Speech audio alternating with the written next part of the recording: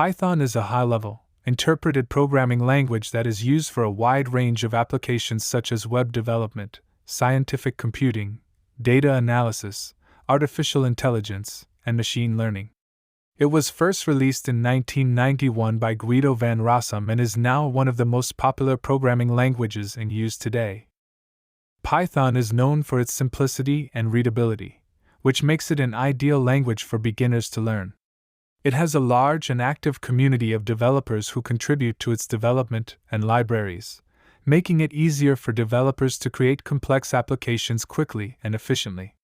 Python's syntax is also very clean and easy to understand, which makes it easy to write and maintain code. One of the key features of Python is its vast library of modules and packages, which provide developers with tools for everything from working with databases and APIs to scientific computing and data visualization.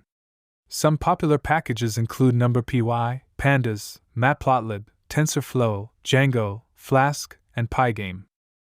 Python is also highly versatile, with the ability to be used on a wide range of platforms, including Windows, Mac OS, Linux, and Raspberry Pi.